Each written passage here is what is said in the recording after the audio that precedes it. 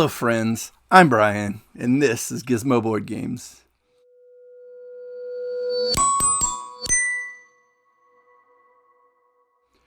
And today I'm doing my look back series where I look back at games from 5, 10, and 15 or more years ago on the fives. And it's time for the 10 years ago look back, where I'm looking back at 2014, picking out the games I enjoy, the expansions I've enjoyed, the games I'm really looking forward to trying, as well as those expansions for that year. And again, like I said, right now this video is covering 2014, so 10 years ago. As of right now, we're in July or August, depending on when this video is released, of 2024. So 10 years ago was a pretty good year for games. I've got quite a few favorites from that year and just fun games overall and some games I'm looking forward to. So let's go ahead and start off with the games from 2014 that I personally like or just want to talk about for one reason or another, even if I didn't like the game. But the games I've played from 2014. Starting off with a game that is everywhere. I'm sure everybody's seen it, played it. Probably if you're watching my little channel here, I'm sure you know about Splendor. This game came out in 2014. Jeez, I keep wanting to say 2024. That's this year. 2014, Splendor came out. A little engine driving game with poker chips of 5 different colors, I believe, and a wild one. And you're just racing to be the first one to score, I think, 15 points. It's a very good entry-level hobby game that you can find pretty much anywhere. Splendor really made an impact on the game realm, getting it out to the mainstream a little bit more. It's one of those games in that line of games that are readily available for the general public, and maybe, just maybe, got them diving into those deeper and deeper games. For me, I like Splendor. I like engine building games already. It plays quick. It's easy to teach, easy to learn. And is just overall fun. It's fun to drive the engine. It's fun to kind of play with the chips and use them to make a thing. So Splendor, one of the great games from 2014. A great game to me from 2014 is one of the ones that's been in my top 10 ever since I first played it, probably around 2016 or so when I started really getting into the hobby. And that is Orleans, deck or bag building game, where you're pulling out various villagers and send them to your mat to take actions and generate more and more villagers and try to get points and resources to drive points and resources at the end of the game. I've always enjoyed Orleans. One of my favorite games. It's been in my top 10, like I said, since the beginning. Such a great engine building, not engine building, but a little bit of engine building, deck building without the deck. I do like that because I don't have to shuffle a bunch of cards. You know, you got chips in a bag, so much easier to deal with. Pull them out, play them, and get more and more as you go, depending on your strategy and what you're trying to do. There's various tools you can use. You can go along the map. You can move up the little scholars board. You're racing towards getting the villagers for doing specific things. Just a lot going on in, I wouldn't say an easy game, but it's not a super complex game. Great little bag building game that I've enjoyed. Orleans came out 2014 as well. A game I used to enjoy a lot. I really liked the series. It's Dead of Winter. It's based on kind of loosely based, or maybe even not so loosely based, on The Walking Dead. But you're playing as villagers during a zombie invasion, and you've got to venture out to various spots on the board to try to collect the resources, to meet certain objectives for every round, and try not to die. And if you die too much or you don't meet the objectives enough, you're going to lose. It's a very, very tough game. I feel like it would be if you were in such a situation during a zombie apocalypse, especially in the winter with the limited resources. But the twist of this game, it is cooperative with a little bit of twist, and it's not a new game to have done that. The semi-co-op game's been around for quite a while before Dead of Winter. But one player could be a trader kind of with their own objectives, and that main objective they have to do is make the team lose. But also they've got little side objectives they also must meet, and everybody's got their own objectives as well that they're trying to meet. So it might make you look like you're the trader when you're not. You're just trying to hoard the cans because you need them to meet your personal objective. So I just like that semi-cooperative nature where there may or may not be someone working against you. One of my favorite shows, I mentioned this before, is The Mole. Just wrapped up on Netflix, season 2. I sure check it out if you want to. I'm not a big fan of the Netflix version of the games. Much more a fan of the older US ones or the international versions, which are still running.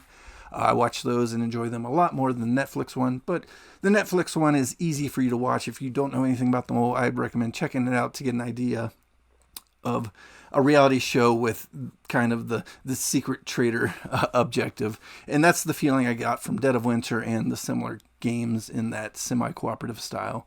But in this game, not necessarily someone's working against the group. You're going to randomly distribute role cards, and the traitor card might not even end up out in play. So it's a nice little twist to not know for sure that somebody's the traitor. But enough about Dead of Winter. Let's go ahead and talk about another favorite I've had for quite a while. It's kind of drifted a little bit, mostly from lack of play. It's a Mancala style game with little meeples on various tiles.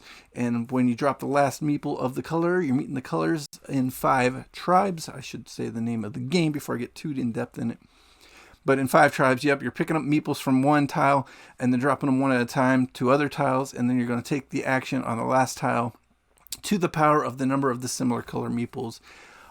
So depending on the color of the meeple, it's going to do a certain action, and depending on what's on the tile at the time, and if you could clear it or not, you're going to take the tile action as well. So there's a big, thinky, strong analysis paralysis type game that's not really complex, but it's got a lot of thought action that goes into it and trying to figure out the best move. And every round you're bidding on turn order with the points from the game.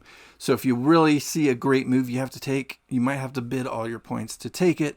And maybe you didn't even need to. Maybe everybody else bid 0, and then you've wasted all your points. And that's just a neat little mechanic of balancing how strongly do you want to go in a certain turn order versus how much you want to hoard your points you've already accumulated. I just really like the play of 5 tribes. I wish I could get it onto the table more with more people, but it is a little bit heavier than some people like. A lot of thought analysis goes into it. I did recently discover a solo mode that I want to check out some more, so I'll be doing that here in the future with 5 tribes. Another great game from 2014.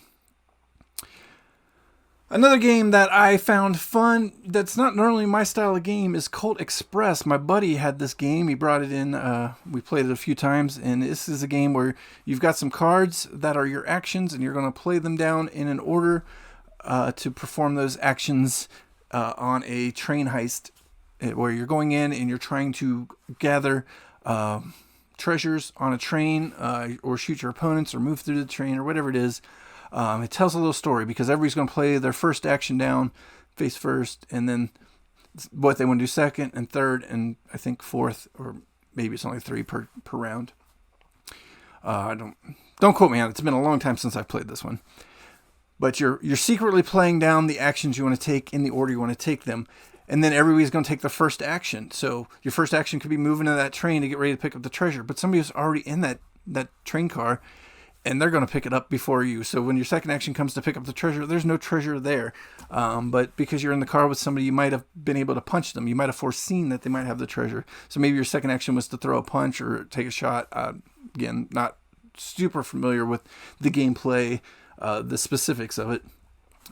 But if you win that fight or whatever, they could drop the treasure. And then your third action could be to pick up the treasure you made them drop with your punch. But in the meanwhile, maybe somebody took 2 moves to jump down into that train car as well, and they're ready to shoot you. It's just crazy, the things that could happen because you're secretly playing the moves out, and then you're telling the story of what happened with those actions to see how the game resolves from round to round. I think you're playing like 2 or 3, 4 rounds maybe. And then whoever collects the most treasures or shoots the most opponents, or I don't remember the exact scoring, but basically whoever does the best with their rounds of storytelling is going to be the winner. I really like the secret actions. Just leads to a crazy fun game that doesn't play too long. It's Colt Express from 2014. And finally, just this past week or so, I played one of Uwe Rosenberg's 2014 releases and a popular two-player game, Patchwork. This is a game where you're just building a quilt. You're going around a circle and taking one of the three quilt tiles in front of you. You got to pay for it with buttons. Buttons are points. Some of those quilts will generate buttons during scoring actions. You're also want to time it right so you can get the extra single quilt squares to fill the holes in your board, because you're going to score based on how much of your board is filled, how many buttons you've produced and held on to during the game. That's really all the scoring objectives. But you're just going around and around, taking turns, drafting a tile to add to your board, and filling it up as best you can. You want to try to fill it all up, because you're going to lose points for every space that isn't filled. You're going to generate buttons. And like I said, again, the buttons are the currency, but they're also the points. So it's just a matter of how well you do at managing your board and the things you're buying, and how well they're generating resources for you. I really had a fun time with Patchwork, two-player game. I don't get to play those often, so it's really enjoyable when not only I get to play one, but when I enjoy it as much as I did. And those are the games I wanted to talk about that I've played from 2014. Let's talk about one expansion from 2014. And this expansion is often called an essential expansion to add to the game. And I've only ever played Viticulture with the Tuscany version, because I just have the Viticulture Essentials, which already includes the Tuscany bits that were considered essential from before it came out, when Viticulture needed some work, I guess. So Viticulture Tuscany adds quite a bit, I believe, to the game. Like I said, I haven't played it without it, so I don't remember the specifics of what it add, but I do know that everybody said it is an essential version of the game. I believe it adds the Grande Worker. It adds some of the changes to how the spaces work, if I'm recalling correctly. But Tuscany for Viticulture has been considered an essential expansion, and I can't imagine playing Viticulture without some of these essentials, I guess. But I haven't done it, so I'm having a hard time discussing what it added to the game. But I do know that Viticulture is one of my favorite games, and from what I hear, Tuscany is what's made it the way it is. So that's why I wanted to give a call out to Viticulture Tuscany, the essential expansion from 2014. All right, enough about that. Let's look at the games I want to get my hands on for 2014 for various reasons, mostly because I've heard a lot about them, and some of them might surprise you. I don't know. But looking through about 5 or 6 pages of games from 2014, I came up with a few games that I want to try. First of all, Xia, Legends of a Drift System. Xia has been on my list for a while, for the sole reason that it's a game that starts with X that I've heard a lot of good things about, and it's hard to get those random weird letters. I don't know, it's just one of those finicky things for me. Playing, X games and Q games, I just want to do it. And Xia is the next game, and I've heard good things about it. I don't know much about it. It's a space-themed game, and it gets lots of praise. Xia, Legends of a Drift System. The next game that I want to get my hands on, just kidding, I've got my hands on it. It's right there. Right there.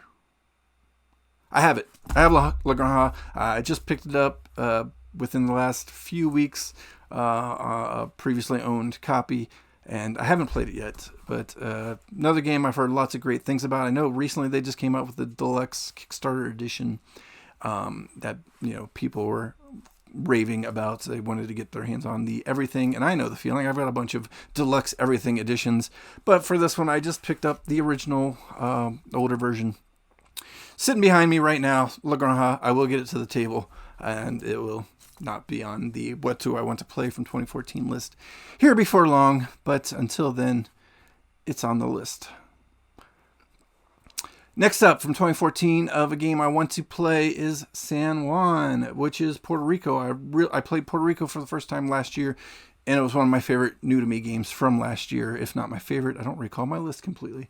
I think I first played it about this time, middle of the year last year too, or maybe a little earlier in the year. Really enjoyed Puerto Rico. San Juan, I think, is the follow-on to that, or the re-implementation of it. Changed a little bit of the things that people kind of didn't feel good about with the theme, I believe. I'm not 100% sure, but I'm pretty sure San Juan is kind of the follow-up to or the revamp of Puerto Rico, which is a game I really, really enjoy. So naturally, I want to check out what they changed, what they updated, what makes San Juan different or better or whatever. I don't hear as much about San Juan really, though. I hear more about Puerto Rico still.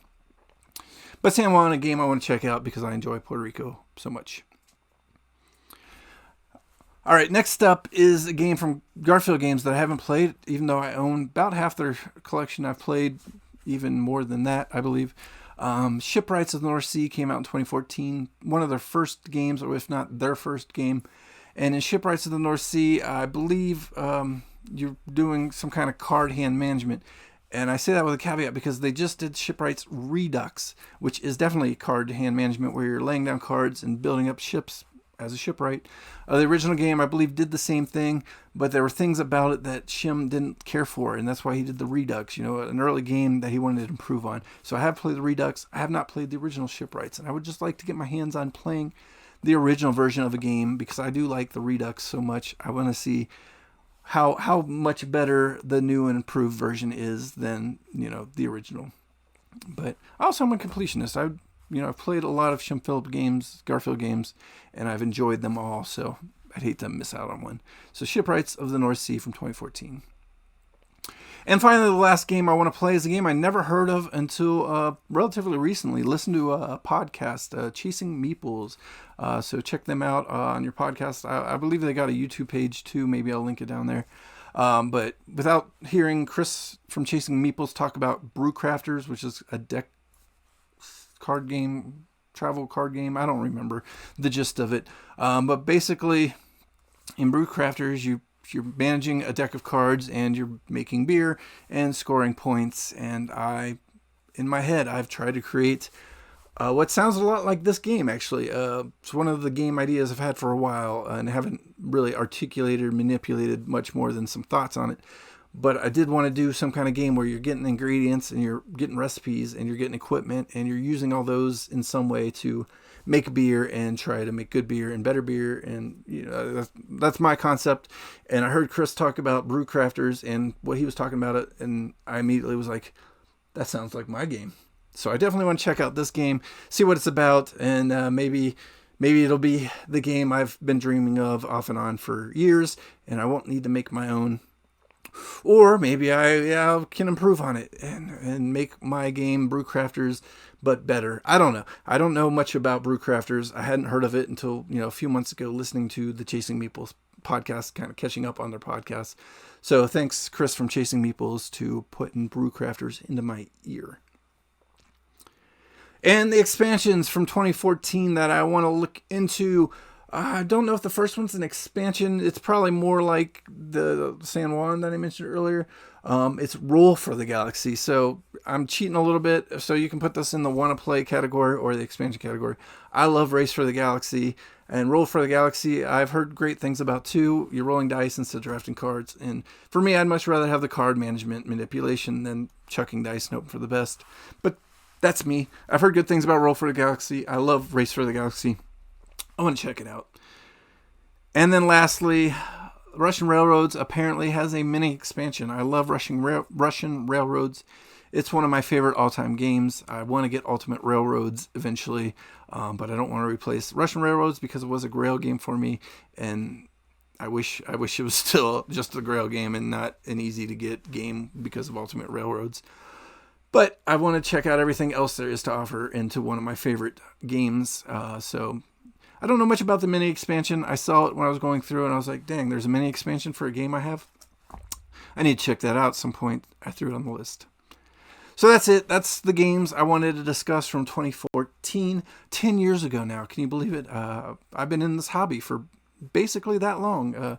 I've really got into it in like 2017, but 2014, not that much further behind. I was definitely already dabbling into the hobby.